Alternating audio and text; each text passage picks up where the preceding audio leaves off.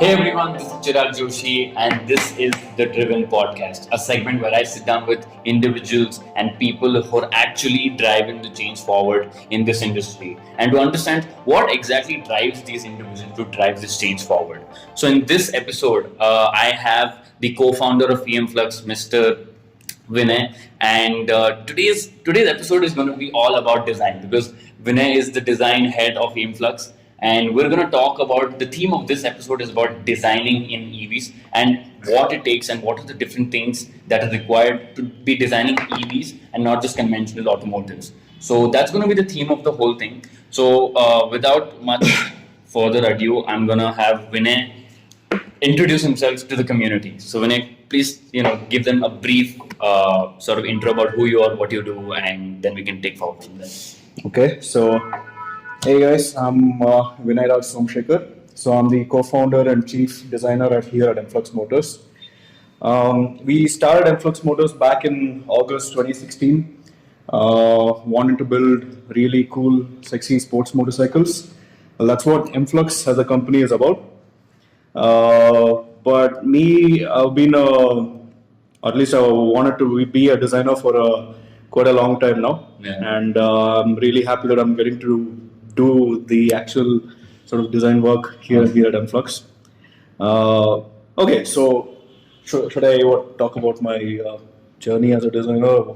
Yeah, I mean, before that, I just want to highlight a couple of encounters that I've had with the company as a whole. Mm-hmm. So I don't know if you remember, I'm not sure who was the person handling it. So before the auto show, the day you were, or probably before the auto show, when you put out the first piece of, say, picture of the Emflux, my Instagram handle was the first one to put that out. Even before you guys did it on your own page. Oh, really? Okay. I know it was called Energy Quotient back then. Okay. So we put, and that was a surprise to us. I'm like, okay, we got to put it out, and then you put it on your whole thing. Yeah. So that was number one. Number two was. So that reveal wasn't really planned that day. Yeah. We sort of kept it under wraps and we wanted to reveal it the next day. But then we saw that a lot of press people were there. Yeah. And, a lot of people were taking their covers off the bike. So we had not planned a launch sort of a thing. Mm-hmm. It wasn't really like a launch or anything. It was just sort of a hello world thing for us, showing our bike at the Auto Expo. Mm-hmm. So that sort of set the thing for us, because back then there weren't as many electric bike companies in the country as of now. There are as many there are right now. So back then, to have someone like you, announce yourself into the world was pretty, I'd say, bold. And of course, you got a lot of eyes on you and all that. Yeah, so, well, I mean, Aether had already done it, Torque had already done it. Yeah. I think a couple more companies. But in the premium sort of sports bike category, premium segment, yeah. So we're all in different segments, but we're all doing sort of the same. The goal is the same, right? To have people shift to electric. Exactly. Vehicles. Yeah. So that was one encounter. The second encounter was, getting to know Ankit, and roaming around the facility and seeing the bike in person. That was another encounter, and that was great. Because I got to see the bike in person. I hadn't seen it, and it was great to see the kind of work that went into it. And I think at that point it had the red panels on. So. Yeah, so we had just assembled our red bike for the first time back then, but then it was just an empty shell. Yeah. So at the moment it's sort of the opposite, where all the panels are lying on the floor, but then we are testing the prototype that we are running right now, and it's much faster than the one that we were testing earlier, the blue one. Yeah. The one that you might have seen, the one that you saw at the Auto Expo, and that's been covered by Power Drift. Mm-hmm. The one that we have right now downstairs is much faster than that. So much more fun to ride. Yeah, I'm sure. Yeah. So I want you to first dive into a little brief into Emflux. How did it? If I'm correct, it's just Emflux, not Emflux. Oh, sorry, Emflux. Okay, it's Emflux, guys. It's not Emflux. My bad. So I want to take us through the start of it. More importantly, how did it start and why did it start? And why did you join? I think you joined a little later. Yeah. Right? So and then what the grand vision is and where are you currently in that? Okay. Yeah. So the company was started by Varun. It was his idea. So Varun came up with the name and he started the company along with Ankit and. What does Emflux mean? Electromagnetic flux. He was thinking about a name and he just sort of The whole point was to start a company, and he came up with the word Emflux, and it sort of stuck with us since then. Okay. A lot of times we had a discussion about whether or not to change the name. In fact, both of us were sitting here and looking at that board over there and thinking about what sort of name we can come up with. Nothing really stuck, and it's been 3 years, and Emflux is sort of it's a good name. I don't know. I mean, it's catchy. Is this story out there that this is what the name means? No, I don't know. I don't think so. We haven't really spoken about it. Awesome. That's great. Yeah. Yeah. So the whole story. So yeah. Yeah. So Varun and Ankit were already there, and I think a couple of electronics engineers and a couple of mechanical engineers. So one day, I was on vacation in South Africa, and I just landed in the airport. And the moment I switched on my phone, I think not more than 2 seconds later, I got a call from some unknown number. So I picked up the call, and he introduced himself. He said, "Hey, I'm Varun. I've started a company called Emflux Motors. We're building an electric superbike." That's what he said. And I'm looking for a designer. Would you like to come and meet us? And I didn't think for 2 seconds before I said, "Of course, I'll come meet you." And the very next day, being jet lagged and all, I didn't care. I just came here. And so right now our office is in the first floor, and we have about 18 people. But back then, when I came, it was in the third floor. It was like a very small room somewhere tucked in the corner. So you've always been in this building? Yes, we've been in this building right from the start. So there were these 5 guys sitting inside. Varun was one of them, and he introduced himself again, and he told me exactly what they were doing, and he said that he wanted somebody to design an electric superbike for them, and I said, okay, fine, do it. Yeah. So I sort of started off as a freelance designer for Emflux Motors. I'd just left TVS before that. So I was working as a freelance designer for a couple of months, and then we realized that things were going well in the sense that all of us shared a very common vision. If Emflux hadn't come along, I probably would have started my own company with regards to EVs, or at least something to do with EVs, like that. But then we had this very focused concurrence of vision, and so Varun, he convinced me, okay, why don't you invest in the company, and you can be like the co-founder of the company as well. Okay. Yeah. So then I had I believed in it, and I still do believe in it, of course, because all of us, we are really working towards it. Yeah. So I made an investment in the company, me and my dad together. Okay. I put my life savings into the company. Wow. Okay, that's an interesting. I didn't know that, man. That's great. Okay. So so that's how the 3 of us got started off. And I think back when this company was started, or back when I joined, I really wasn't good at designing an entire motorcycle as I am now. Of course, it has come through experience. Yeah. But all of us, I mean, it's pretty much the same for all of us. All of us sort of like dove headlong into this, and I'm pretty sure none of us knew what we were getting into. Okay. Right? Yeah. But that's sort of been a very good thing for us, because the learning has been absolutely tremendous. Not just for me as a designer and for my team as designers, but for all the mechanical engineers, the electronics guys, and everything. So I can actually, there's been like a tangible level of improvement and maturity, in every way, with regards to what we can do and what we have done, over the last few months, which is why our bike is so much more fun to ride now, and our design has evolved into something much better. So what you've seen, on the internet, the blue bike, is not the final design. It'll be a much better design, both in terms of mechanical engineering as well as the aesthetics. I think we put out some images of the bike in white recently. Yeah.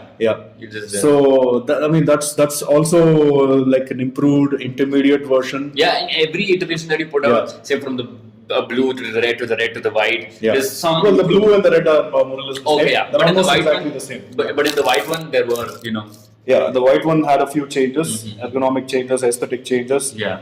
And back when it was made, I was happy with it. But now I want to make it even better. Yeah. And if it permits, then yes, it will be much better than that. Otherwise, I think we'll see what happens with Yeah. the design. Yeah. So what has been the grand vision of Emflux since the start, and has it changed now 3 years into it? No, they're exactly the same. Okay, so what exactly is it? The grand vision of Emflux Motors is to, I think the grand vision of every electric vehicle company is to, is pretty much the same as Tesla's, to accelerate the world's adoption of electric vehicles. Sure. That's what we've always wanted to do. That's the thing, that's what everybody is doing. Yeah, I mean that's one thing that's common throughout any company. Yeah. And you know that narrative has been done to the death, so I don't want to talk about it anymore. You know, the fact that electric vehicles are slow and boring. And the misconception that that's one area when I want to come in terms of like, I think that's one narrative that you use, which is like, to shatter the image. I think that's how the whole story started. But now that you see, almost 2020, there have been a lot of Indian companies that have shattered the image. Exactly. So do you see yourself doing that again, or now you find a different niche for yourself in the industry once you come out? I mean, there's no need for us to have to shatter that image because it's already been shattered. Yeah, like I said, that's a narrative that's been done to death, and we don't want to talk about that anymore. So our focus will be on delivering absolutely world-class products in every way, not only in terms of design, not only in terms of engineering, but also reliability and the way it feels when you ride it should just blow your socks off. It should be a lot of fun to ride. So it's always going to be in the premium segment. Emflux is always going to be inside. Emflux as a company is always going to be in the premium segment. But there has been a lot of work that's gone behind building these Emflux bikes. So there's been a lot of learning that has happened. And all of the technology that goes into the Emflux one has been developed by us in-house right here. Pretty much everything, the design, the engineering, the technology is except for the cells which were sourced from Samsung and LG and the brakes and the suspension.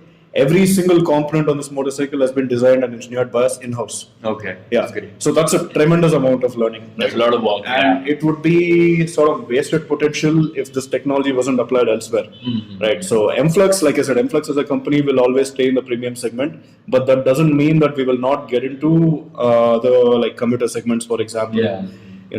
The point is the technology that we have developed can be upscaled or downscaled to fit literally any sort of vehicle that you need to build. It can be a scooter, it can be an earth mover, can be anything. So it's going to be, the tech part that you said, is it going to be more of like a tech partnership with OEMs, or is it going to be Emflux as a brand coming out, which I don't think... Could be anything. It could be tech partnerships which we're already working on.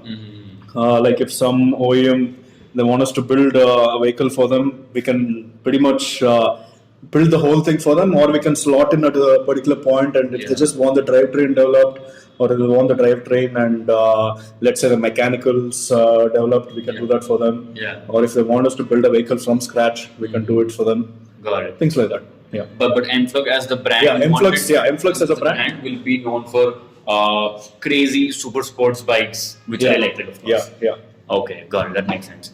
Now let's dive into one thing that's been sort of very loud out there about Emflux is the design element of it. Okay, at every point, the company is very proud to show how design focused it is. And I think a lot of the reason is you behind it, right? So at every sort of juncture, we see that, there's a lot of focus in terms of how the bike's designed, right from the logo to the bike designs to, I think the recent thing that you put out was that you're also going to give out designing services as part of Emflux, right? Yeah, which is what I was, So let's dive into, your whole designing journey, because we were just talking about it. So let's just track it from the back. Where it started, how it all manifested into the person who's sitting right in front of me right now. Okay. So let's go through that.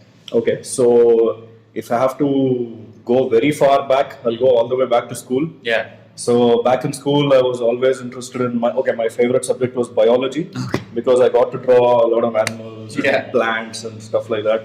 And geography, I think to some extent, because I think maps and stuff, No, not maps, but like landscapes and draw mountains, draw valleys, things like that.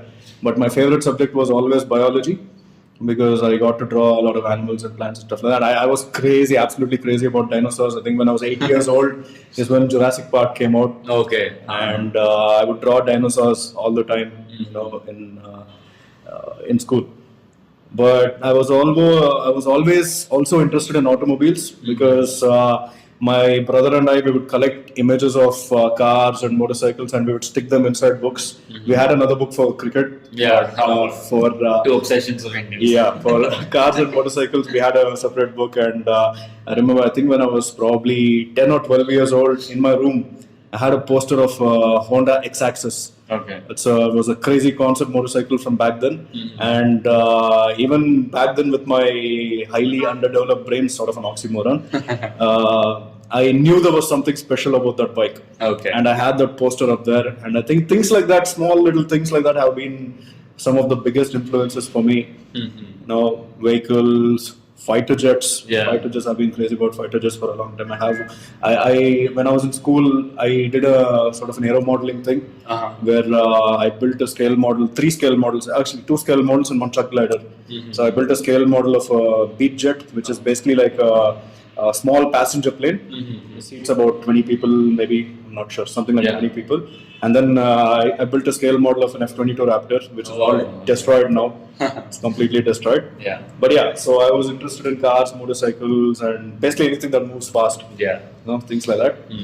So I think it was during it was still during school. My dad brought home the very first issue of Overdrive magazine. So I remember that day still. You know, he brought the magazine and along with it a cool Porsche scale model. And I just like completely fell in love. You know, and I think I've pretty much collected every magazine since then until the last. Until about 3 or 4 years ago, when I stopped subscribing to Overdrive because I sort of became an online reader sort of a guy. Okay, and I still remember the day. I think that was also one of the turning points in my life to want to get into this field. Yeah. And I think when I was in first or second PUC or pre-university college, that is when all of it sort of amalgamated. And I even back then had no clue what I wanted to do. I just knew that it would have to be something to do with automobiles. And in Kannada we have a saying, it's called Gumpnalli Govinda. Okay, so it's like follow the crowd. Okay. So after pre-university college, what do? You get into engineering, right? Yeah. So I thought, okay, fine, I'll get into engineering. I got into mechanical engineering. I chose the college that was just closest to my house. Yeah. Danan Sagar College, which turned out to be one of the best things that's happened to me. Okay. Luckily. So I was studying in the Anand Sagar College. I studied mechanical engineering, and I think my favorite 2 semesters were the second semester and the third semester, because in the second semester we had a subject called graphics, where we had to draw a lot of things by hand, of course using a drafter scale and things like that. And my third semester was my absolute favorite semester, because we had a subject called machine drawing. Okay. So machine drawing is where you draw complex cutaway sections of machines, and I realized that I was really good at it. You know, like intuitively, naturally good at it. And one thing that I have to be thankful for is that I've always followed, you know, what I felt I'm good at. So that way, you know, I got into my, mechanical engineering as well. Yeah. But then after my fourth semester, I started getting bored. You know, I started shifting my bench back all the way to the back of the classroom. Yeah. And I would just sit around bored and start doodling stuff and things like that. One day I sketched a car, and it just hit me that day. Okay, I want to be a car designer. Yeah. Car designer, like an automotive designer, not only a car designer, since I'm doing motorcycle design. Yeah. So I used to sketch bikes also as well. We had AutoCAD. AutoCAD, yeah. So I would draw bikes on AutoCAD. And back then I didn't have the 3D modeling skills to actually model a bike on 3D. Because back then we used to use CATIA, SolidWorks, Solid Edge, basically 3D modeling softwares like that. So I used to use a lot of that. Yeah. And I was naturally sort of good at it. Thankfully. So that way, all of it sort of came together, and I realized that I wanted to be a designer sometime during the middle of engineering. Okay. And luckily for me, our head of mechanical engineering back then, he really encouraged me to follow this. He was not one of those guys who were like, why are you sitting in the back bench? Come sit in the front, concentrate on the lecture, things like that. He never did that. He realized that I wanted to do something else, and he sort of pushed me towards it. His name is CPS Prakash, and I'm very, very thankful to him for that. He's been one of the great influences in my life. Yeah. So as soon as I graduated mechanical engineering, I went to Italy Okay. to study, at least wanting to study transportation design. Mm-hmm. But I did not have the necessary skills to get into car design because your sketching skills have to be top notch, at least very very good, or at least indicative of something heading towards top notch level. Yeah. And back then my car sketching skills were very bad. Even though I was good at drawing, Mm-hmm. I could not sketch cars and stuff that Yeah. well. But again, that turned out to be sort of a blessing in disguise because I got into product design instead, where sketching skills are important, but not as not as specialized or required as in car design. Because product design, you can sort of get away with 3D models as well. Yeah. Okay, so I got into product design. So it was basically like a 2-year course. The first year was like a basic course in product design, and the second year was supposed to be a master's in transportation design. Okay. So they told me, okay, if you do well in the basic course in product design, as in if your skills improve, we'll give you an admission to master's in transportation design. Okay. So in spite of me trying my best, I could not get my skills up to the level that I wanted to get into transportation design. So then for the second year, I ended up doing industrial design. Mm-hmm. So it was a master's in industrial design, which is one of the best things that has happened to me because that's one of the favorite years in my life. Okay. It's as simple as that. But I guess industrial design is like. Okay, so industrial design is sort of an umbrella thing which also includes car design and motorcycle. Yeah, I don't know. I'm like, I've seen industrial design is a great sort of, I think it's one of the best designing courses out there because, you can, as an industrial designer, you can sort of comprehend, okay, how, because like a lot of people can design stuff, of course, right? But to understand what kind of designing is required for it to get manufactured, and what components and what materials, that kind of know-how is very special, right? Yeah, well, that for me, for the most part, happened when I entered the industry. Yeah. So those learnings, yeah. Yeah. So after doing this in Italy, I came back home immediately for personal reasons, and also I wanted to be in India. Yeah. I always wanted to be in India. So I did not even bother looking for a job or an internship over there. I just directly came back home, and I started freelancing. That's when I started designing furniture and interiors and logos and graphics and all sorts of things like that. Yeah. So I've always sort of taken a multidisciplinary or undisciplined approach to design. Yeah. I didn't focus on only one thing. Yeah, whatever came in your way. Yeah, whatever came in my head. So I was freelancing for a while, and then I realized, and then it started becoming increasingly difficult to find clients. So at that point of time, I sort of gave up on design, and I started going to my dad's factory. Yeah. We have a foundry. Okay. Yeah. And so I went to my dad's factory for 6 months. And I learned the work. I would stand in the shed, like packing mud and into molds and things like that. So I was doing that, and then I got a job offer from a German company with subsidiary here in India. Yeah. A company called ICA, not IKEA. ICA is a German company. Okay. To design laboratory equipment. Yeah, still nowhere close to car design, but I was happy to be getting back into the design field. Yeah. So again, those 2 years were like really 2 really good years in my life because not only was the work really good, after work I would spend a lot of time staying back in office and sketching cars and things like that. So I kept on sketching until my skills reached a certain decent level. And I applied to the school called DSK ISD in Pune. Okay. And I got in. So DSK ISD is basically a 5-year course, but I got into year 3 directly since I already had a master's in design. Okay. And everything. So was this in relation to transportation? Yes, transportation design. So I got into transportation design finally.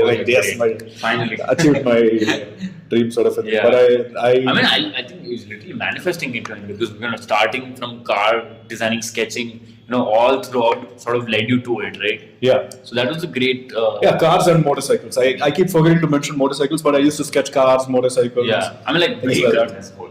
Yeah. Yeah. Things as a whole. Yeah. Yeah. So once that phase ended, and were those 2 years did those 2 years accelerate your skills in terms of designing vehicles? Yes, they did, but not as much as the 1 year I spent in DSKISD because that was like a personal renaissance for me. Okay. Like there's like a complete transformation in the level of skill that I was at.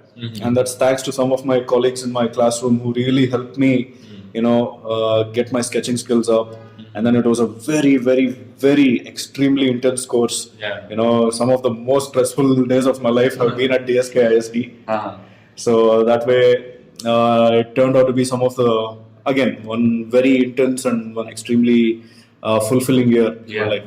So yeah. So, I'm sure in DSK you studied about vehicle designing from, I'm guessing, an internal combustion engine standpoint, and Not really.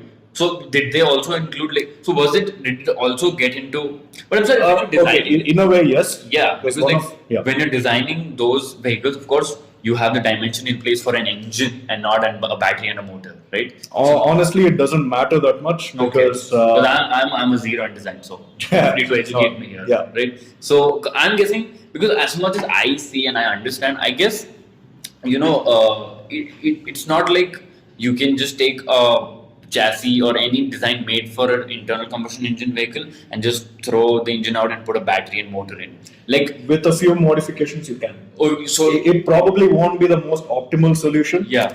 But with a few modifications, you can. So are you saying there isn't a large difference There of are a lot of design? people who already do that. Yeah. They make electric kits for active. Yeah, absolutely. No, yeah, retrofitting. But my thing is, so you're saying there's not a lot of design difference in designing a vehicle for an electric vehicle or an internal combustion vehicle. So is there not a lot of difference in that? Yes and no. Okay, so end of the day, it is still a motorcycle. Yeah. So it will look like a motorcycle. Yeah. Because you need to have the ergonomics in place. There's something called a rider triangle. Where point number one is where you hold the handlebars. Oh yeah, I've seen that. Yeah. So you know the rider triangle. Yeah. So that stays pretty much the same even if it's whether it's an IC engine vehicle or an electric vehicle. Of course, it depends on the class of vehicle that you're designing. If it's an adventure tourer, the rider triangle is way more relaxed. Yeah. And if it's a super bike, like a track, focused track machine, it'll be a very very committed rider triangle, things like that.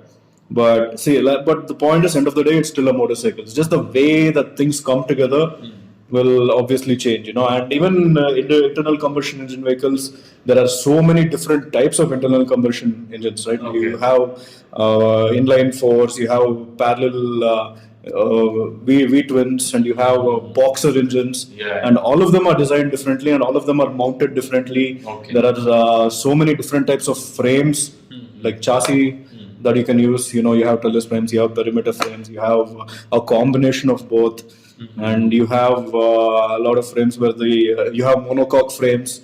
You have a lot of frames where the engine itself is like a stress member. Okay. Things like that. So there's a lot. So it's the point is it's not as simple as saying it's just different, because even within internal combustion you have a lot of variations. A lot of differences are there. So do you see that same sort of variation within the same line of technology in EVs as well? Of course. Yeah, in terms of battery pack size and all Absolutely. of that. Yeah. Okay. Yeah. Okay. But the core of it remains the same. End of the day, yeah, the core of the thing is design, and it's purpose-driven design and human-centered design. So end of the day, it all depends on the kind of vehicle that you want to design, and the requirement dictates the process that you use to design the vehicle. Yeah. So one big theme that I see in electric vehicles right now is utility-driven design. Okay, that is really utility-driven. Like if it's trying to solve a particular problem, it's made for that. And I think design has started to play an increasingly important role in the Indian automotive sector as such. Okay. No, design has always played an integral role. It's just that we have started recognizing the word design as an integral part of it. So, okay, back in the, let's say, the 60s or way further back, okay, now sort of design is a very how do I put this? Design is not as simple a word as you think it is. So a lot of people think that design is just about making really cool looking vehicles, but it's a lot deeper than that. It's also about how it works, how it feels, how it feels when you use it, and how much thought has gone into it, so that even after 10 years of using the vehicle, it is still a joy to use. Everything has design in it. Okay. Yeah. Got it. So it's a huge bandwidth. It starts off with wanting to make a vehicle look good, to wanting to satisfy the customer for 10 years usage. So it's all design. Okay. So you're saying that design has always played a role in the Indian automotive sector? Consciously or unconsciously, yes. Okay, got it. Because let's say one of the things that Ather prides itself is like a crazily engineered product. Yeah. Okay, built right from scratch, which it says no other scooter has been built in such a way. So they set themselves apart in that part of designing. So would you agree that they've done a commendable job in terms of designing that, and somewhere the internal combustion, I mean, like somewhere like a Honda or a TVS did not go for that, or didn't have, like, what stopped them from doing what an Ather pulled off? Was there no need for it, or what was the scenario there?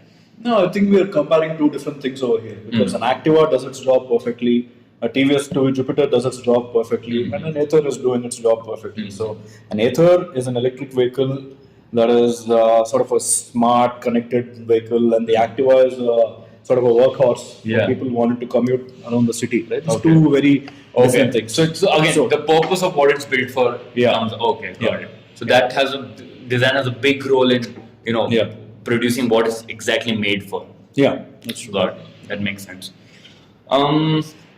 So in terms of so mobility is a big sort of topic on my channel. Okay. So, and when you talk about mobility, there's more than just the vehicle itself, right? There is the infrastructure, there is the software, there is the electronics of it, there is urban planning. There's a lot of stuff involved in it, right? So, do you see sort of the automotive industry, sort of morphing into this mobility industry that has a lot of things getting connected to it? And how is that making designing a vehicle? How is that making designing of any vehicle in general a little different than what previously? Because now you have connected as a big part of the equation, right? So, what's the main difference from a design standpoint in that realm? Okay, this is sort of a huge topic to get into, but in a way, you've already started to see it happen. A lot of people are talking about last mile connectivity and infrastructure. Okay, say for example, if and ideally a well-built city will have a sort of a hierarchy of transportation. I think the best example I can probably give you is recently I've been to Japan. Okay, so over there you can almost say that their transportation system is over-designed. And I mean that in the best possible way. So generally when you see a metro network, you see something like this and then some connected.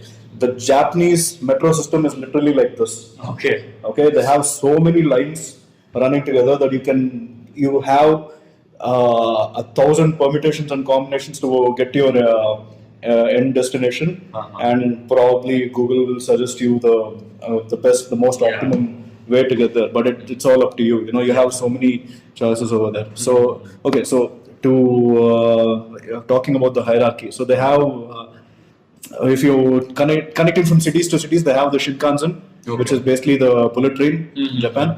So that just bursts in between cities, and even in the Shinkansens, they have 3 or 4 different levels where the lowest Shinkansen will stop, in say an important town in between 2 cities, but the fastest Shinkansen will just run between cities.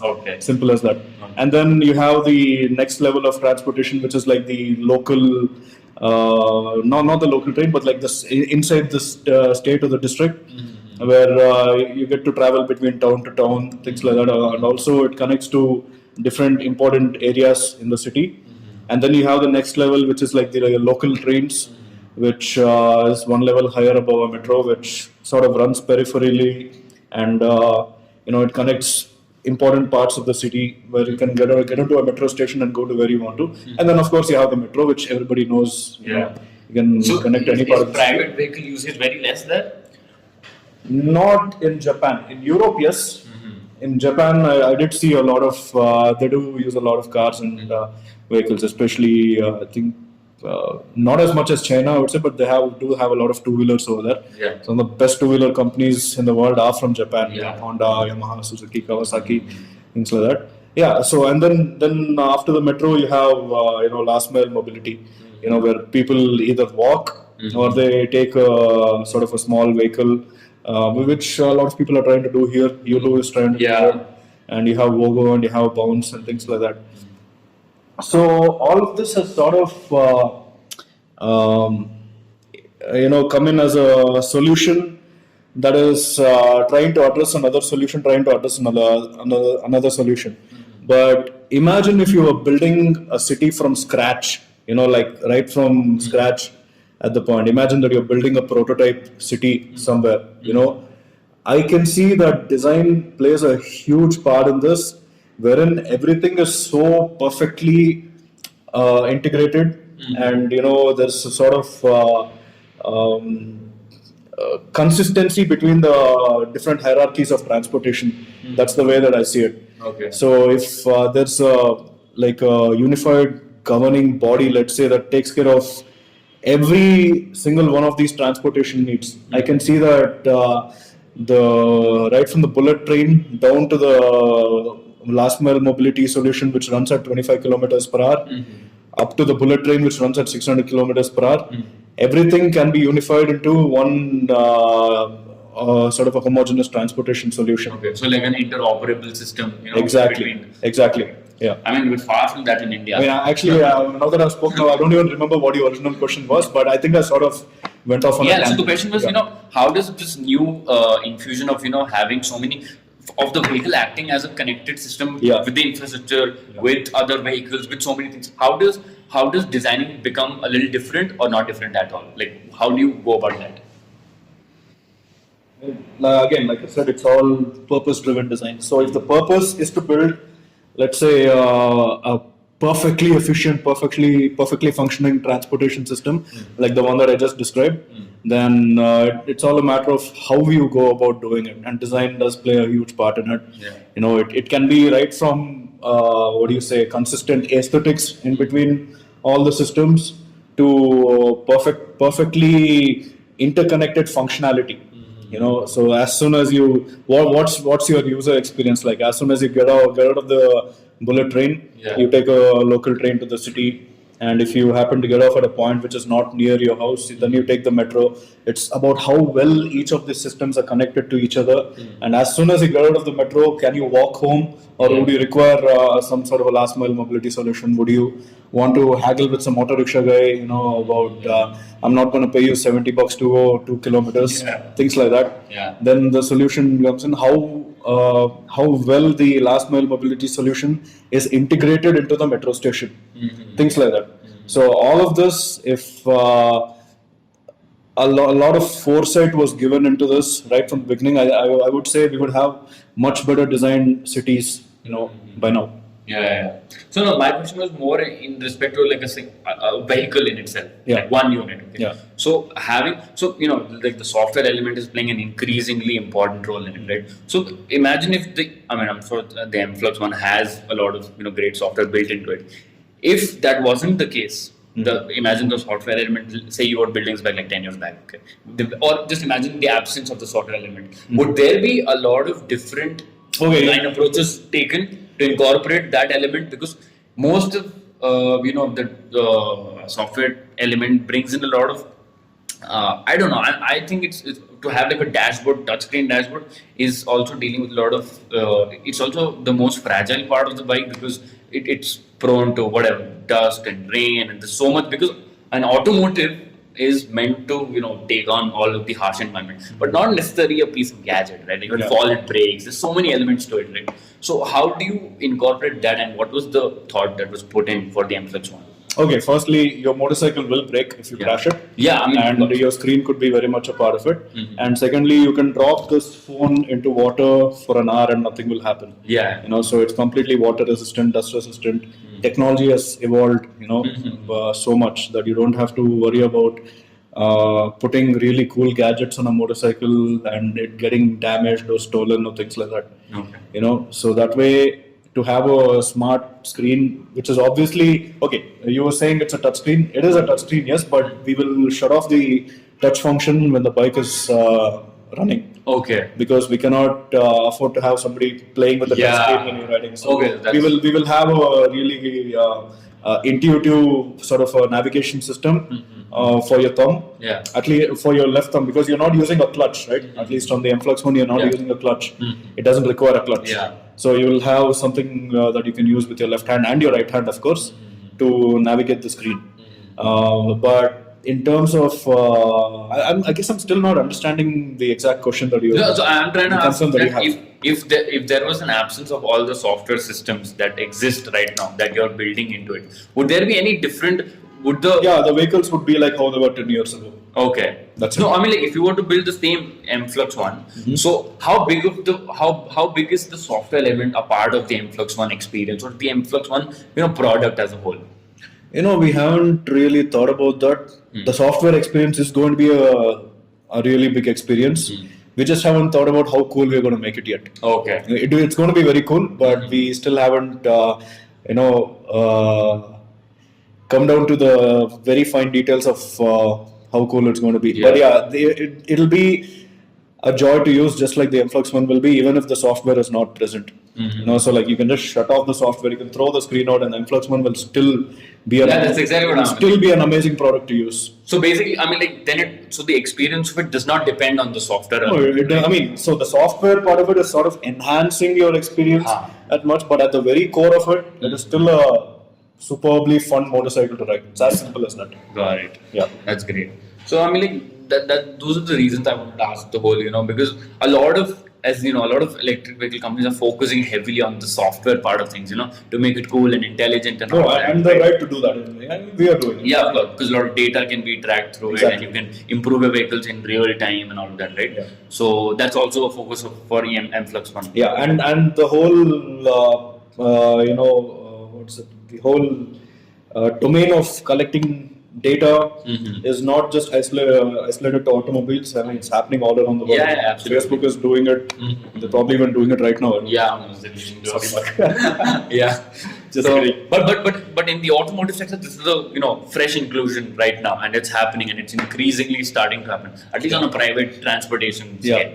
So I think that's an exciting thing, and from a company standpoint, I think it gives a lot of, how do I say, just data for you to improve, a lot of feedback. The user doesn't even have to do anything; he just have to ride his bike or however he wants to, and that gives you directly an insight into how exactly is this guy riding. And again, like I said, it all depends. It's not. How do you say? It again depends on the type of vehicle that you're trying to build. If you're trying to build a smart connected vehicle, then yes, all of these things have to be done. Yeah. But there are a lot of electric vehicles which have very, very basic dashboards. They serve their purpose. Yeah. So the Emflux One, I know it's a super sports bike, and that's how you're positioning it and all of that. Is it also gonna be as easy to navigate through in the city? Yeah. When someone rides it? Yeah. So it's also built for that purpose as well? Yes. Okay. In fact, it'll be easier. It's not a perfectly track focused bike. Okay. So I was talking about the rider triangle. Yeah. The rider triangle on the Emflux One is not as aggressive as proper track machines. It is something like, the best example I can give you is the Yamaha R3 or the Apache RR310. The rider triangle is very similar to that. The ergonomics are very similar to that. So it's going to be very easy to ride around the street. Of course, it's going to be no Splendor, of course. A Splendor is still the most the benchmark in comfort, and maybe the Activa is the Activa and the Jupiter. They're all benchmarks in comfort in their segment. Yeah. So if there are certain things that you'll have to compromise on if you want something else. So if you want a bike that is really fun to ride but also is useful for the city, you'll have to compromise a bit on the track focused ergonomics, and you'll have to compromise a bit on the commuter ergonomics as well, because it is somewhere slotted in this part of the bandwidth. So if you start pushing it all the way to track focused, then you cannot ride it for too long in the city. Yeah, that's my next thing. Is it going to be easier to, or will it be designed to tour on this bike or go long distances? Yeah, you can. So long distances, electric vehicles, and on a tech at the part, moment, I get it. At the moment, they don't go hand in hand. Yeah. I would say it's all teething pains right now, because eventually you will see electric motorcycles at least, delivering very, very good range, and you can start touring on them as comfortably as you do on IC engine vehicles. So will the Emflux one, when it comes out, which is will it be easier for people to, or will you position it in a way or design it in a way that allows people to tour on it? Because right now there's actually no company that's saying, okay, you know what, you can tour on this, or it's not built for that. So will the Emflux one focus on being that kind of a bike? That depends. So if you want to do short tours, definitely you can. If you want to do city to city, you can maybe with one stop somewhere Yeah. along the way. You can stop at a coffee day and I mean, there's no really stopping in terms of users. Okay, so Yeah. I know a guy who has this Ather, and he goes, he's a wild celebrity in his own right, because he takes his Ather and he goes to like Tirupati, and he just travels with this thing. yeah. Well, there you have it. That's your Right. answer. So if someone wants to do it, he'll do it. Yeah. But if the Influx one is on a vehicle, if the comfort level is that if you provide, Yeah, we I'm will- pretty sure people like this exist out there, and they're gonna take it to another limits. To So it. the Emflux one will have a range of 200 kilometers on a full charge. That's in the city. Of course, it won't be the same in the highway because people are going to really thrash the bike around Yeah. on the highway. I know I will. Yeah. And the range will probably drop to around 160, 160. kilometers. So what we'll be doing is we'll be looking to install fast chargers at strategic Okay, points. so you're also looking at incorporating your Yeah. own infrastructure. Yeah, that's right. So let's say there's like a coffee day at every 50 or 75 kilometers. So there's like And like a rest place fast where you charging. can Yeah. stop for coffee and for food. Yeah. You can stop your bike over there. You can charge your bike for half an hour and it'll give you 18% range. Yeah. 18% charge Makes- in about 36 minutes. Things like that. So we are doing everything we can to make this within the constraints that we have. Yeah, that's my question. Like, Yeah. Being an automotive company, why would you want to foray into the charging infrastructure side of things? Especially now when we have a lot of companies jumping into the game, becoming solely charging, solutions companies and all of that. So, is there a solid reason for doing that on your own? No, I mean, why would we not do it? I mean, there's- we when have. you're taking Okay, up- let's say that we have. So we have developed our own charger. It's called an EVSC, an electric vehicle supply equipment. And let's say that we develop a charger which is more superior to the ones that somebody else puts out. Why would we not want to pull it out into the world? Right? I mean, It's as simple as that. Yeah, that makes sense. Yeah. But I'm thinking like more from the point of like, do you want to take that extra piece of work also on yourself? Especially if there are people who are, and I'm sure all of the people who are charging focus, their sole aim is to build great chargers for all the vehicles out there. Yeah. So if that's their core thing and that's their primary focus, then do you think you'd be better off saving yourself some time and money to bank on them or partner with them at least? And No, not then- really. I mean, this whole building the charger has been a part of our process. Okay, so until it's now. been there since the start. We've already built our charger. Okay. It's already there. Okay. And we know it works, and we know it works very well. So why not put it out? Okay, got it. Makes sense. Now I think I don't know. I don't think you guys announced the price very officially, but I'm guessing it's somewhere around the Around 6 lakhs. yeah around the 6 lakh now. Yeah. So with that kind of price tag and with all the specifications that you've highlighted, who exactly? Because I'm very interested in knowing what kind of people will be riding this bike.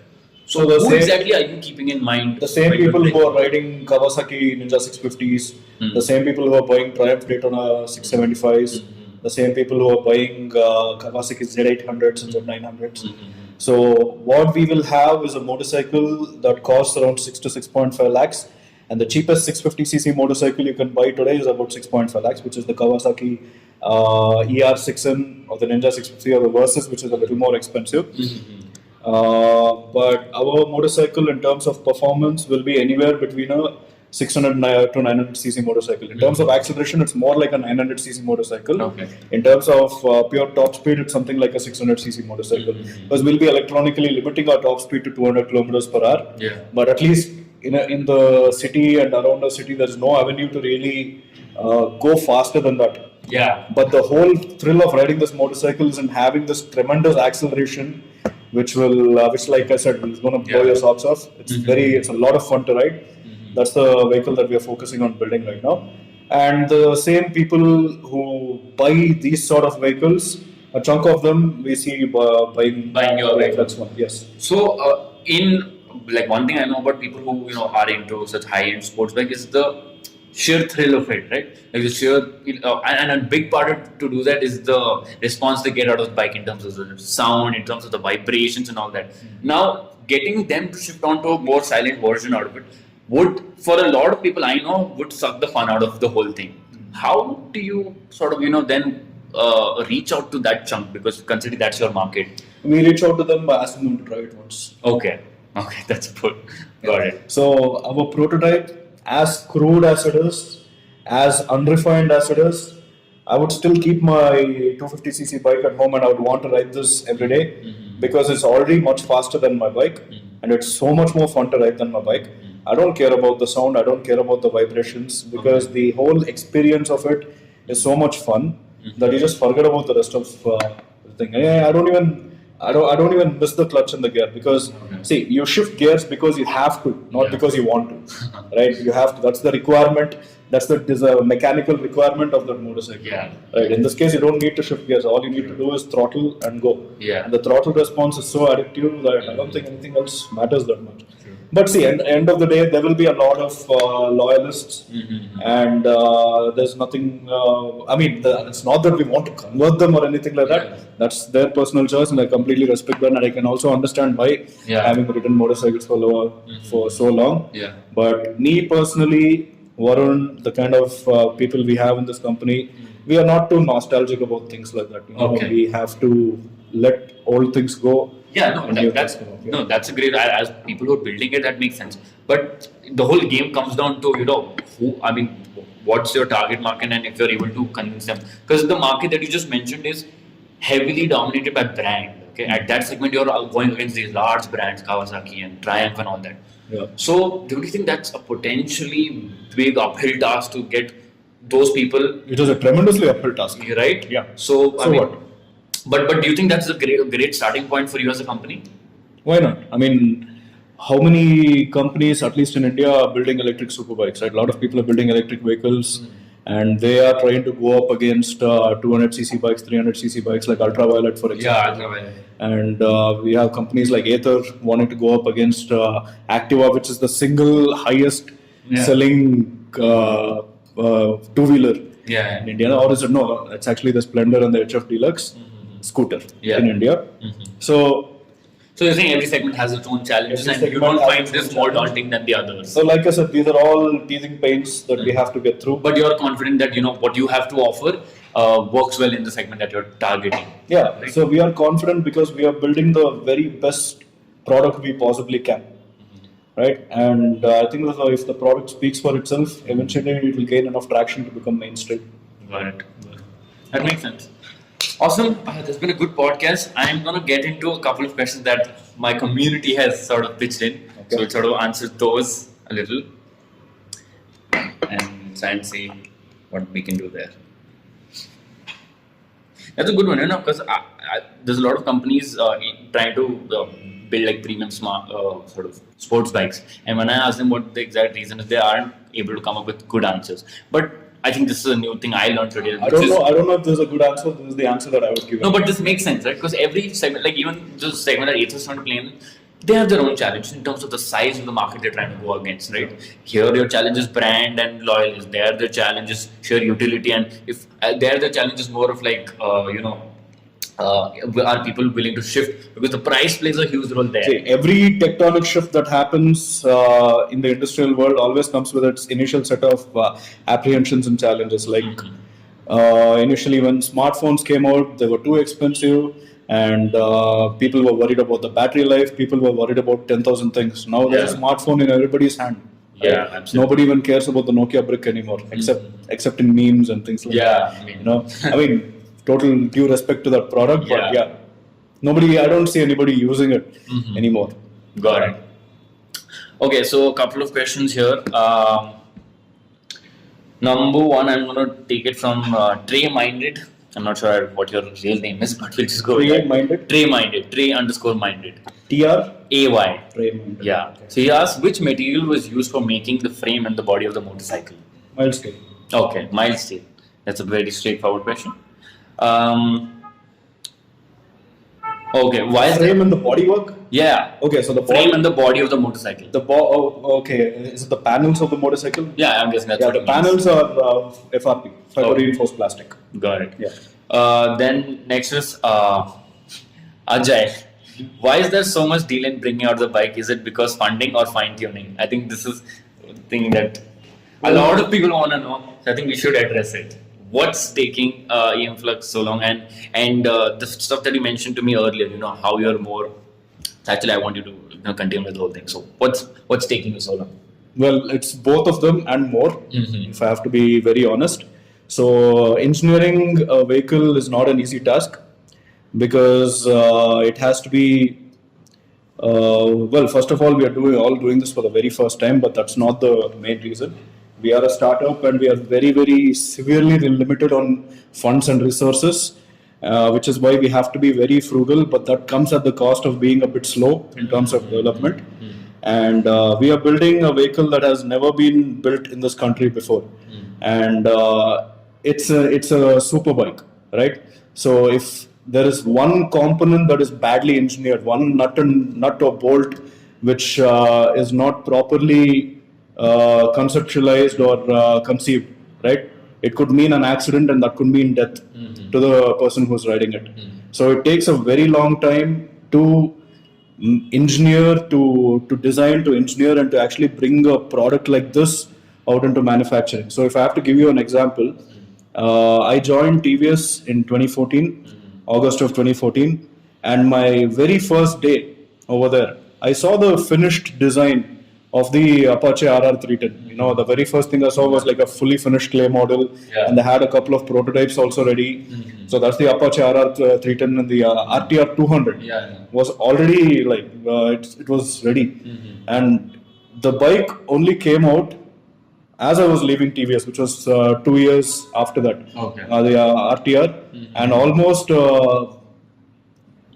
a year after I left TVS, which is 3 years to the day that I saw the finished design of the RR 310. The bike came out into the market. Okay. So there's like a ton of things that happen in between that stage and this stage. TVS has no reason to delay it, like intentionally, right? There's a lot of things that that happen in engineering, a lot of things that happen behind the scenes that are not immediately apparent to the eye, and I have a lot of respect for that. Post TVS than I did pre TVS. Okay. Even pre TVS, I used to think, why do people take so much time to bring a vehicle out into the market? Trust me, nobody wants to take so much time to bring a vehicle out into the market. Some people do it faster than others, but on average, development life cycle of any automobile, it's much longer for cars. Of a motorcycle is anywhere between 4 to 5 years, and we have been around for only about 3 years now. And we are a startup, and we are severely crunched for resources, and all of these factors do play a big part in how long it takes to bring a vehicle out into the market.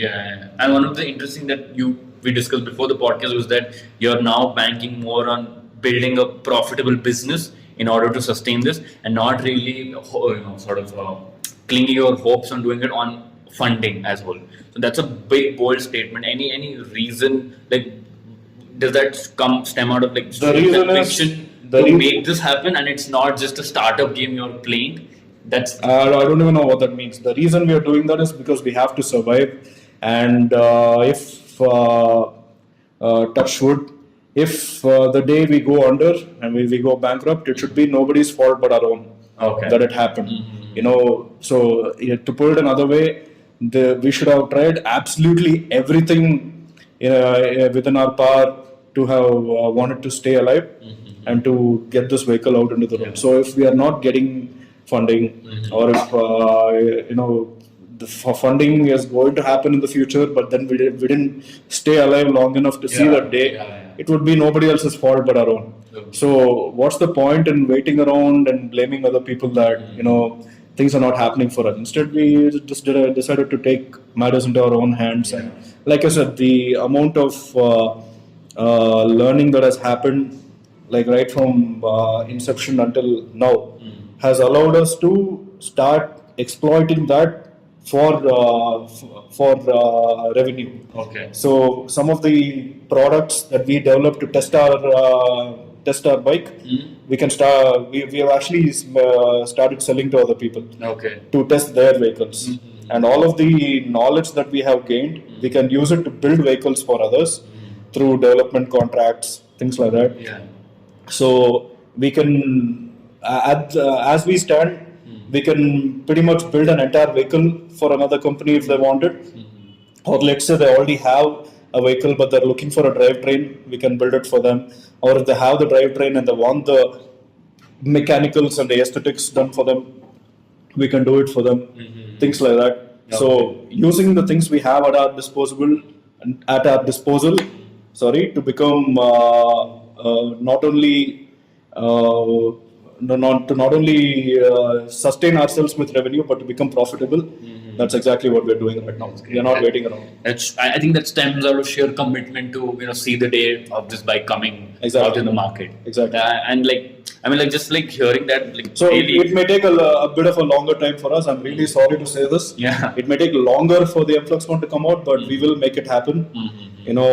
No matter what. I mean, like, we're waiting to see that day when I have a lot of friends. So like, I told them, I think a bunch of friends, because you do the testings right on this road, right? So I have a lot of friends who stay here, and they witnessed the bike, and they're of course blown away by the power that it has. And they told me, this company. I'm like, yeah, I do know this company. And then I told them, I'm going and meeting them today and all. So there's a lot of hopes and things that people would like for you as a company to come out. But of course, there's a lot that goes on behind the scenes, as you said, that takes for it to come out. And I'm sure once it does, which I really think it will, I think a lot of people will sort of, just be taken aback by what the sheer amount of effort put in and the end result of it. Yeah. So we're really waiting for that. If we stay patient and we make it, and if people stay patient, hopefully with us. Yeah, guys, to all the haters out there and all the guys who are impatient, come on. I mean, do you think it's that easy to shift over 100-year-old industry and build a product from scratch? I don't think so. It's never been done. And of course, it takes time. That's one of the things I keep repeating on my channel. Like, people got impatient with the revolt. They announced it, I think, May or June this year, and they came out by, I think, September or August. And people in those 4 months were like, hey, no, this is fraud. I mean, I can kind of understand that excitement. I can understand. Having been on that side of things. Yeah, no, I can understand. But I try to sort of, empathize a lot with the industry, because I mean, I'm sort of like a part of it. But I try to, tell that to people. If you really want to support the whole cause of, having EVs up, then it really makes sense to stick to the companies in the thick and thin, right? So here's a sort of, how can I say this? A plead, not even a plead, just for you to understand. And that's the reason I want to do this. It gets out the parts that don't come into mainstream media in terms of, because nobody wants to talk about how tough No, it actually, is. we did put out a post on Facebook. I saw that. Yeah, I saw that. But again, I mean, there were a few takers for that, but then it's the. Yeah, I know. I read the comments as well, right? But that's the reason I can strongly. No, the support actually has been pretty incredible, I would say. I mean, that's one side of things. The other side of things, the support has been really good. When we put out the post, people are like, we are with you no matter what. Yeah. And all that. So that really helps us, get going. Yeah. It's a huge encouragement. It's a huge boost for us. Yeah. As well. I mean, absolutely. So, that's one thing. Like I said, it's common sense that there is absolutely no reason for us to delay. Yeah, it's not like you're trying to sort of poke people. Yeah, what's the point? Why would we want to do that? Yeah. Right. So all I can say is that we are literally doing everything in our power to just make it happen as soon as possible. Yeah. And I hope also that we see the light of day. I think you will. Sooner rather than later. I mean, I can just feel the intensity and the commitment. I can see it all around here. Like if there's something, I mean, you're going to the extent. I mean, there's a lot of points at which people can give up on their dreams, right? And the part that you're going through right now, I'm sure a good 80 to 85% of people would have given up if they landed up in this situation that you are.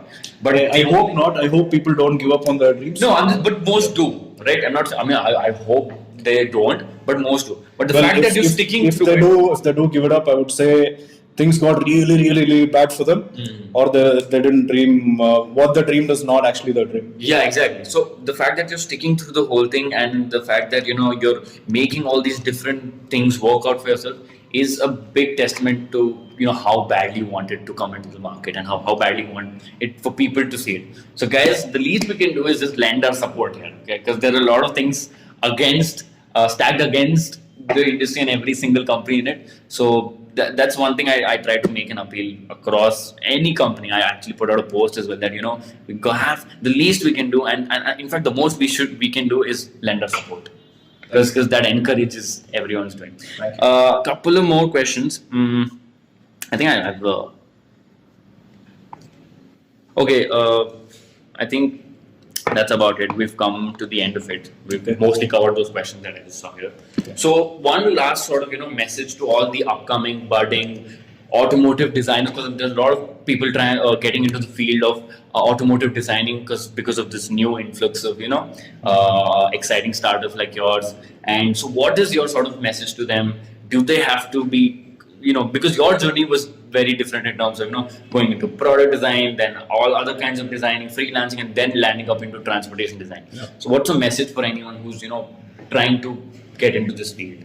Well, I don't think I can offer them anything new beyond the cliche, which is never ever ever give up on your dreams. That's all I would say, because if you want it bad enough, you'll make it happen no matter what, and even if it doesn't happen, you'll just keep on trying and trying and trying until it finally happens. That's all I would say. Awesome. So that's the end of the podcast, guys. I hope this podcast sort of reached out to the upcoming designers, upcoming people who are trying to work in this industry, and people who are actually having their own startups. So we saw a lot of things covered in the startup in this podcast about what it actually takes to run a startup in this industry and how hard is it. But if you have the skills and the commitment and the determination, it doesn't matter how hard it gets, you're going to get through it. So thank you so much, Vinay. Thank you. Great talking to you. Thank you so much. And I really hope to see the Emflux one out there and hopefully ride it one day. So do I. Yeah.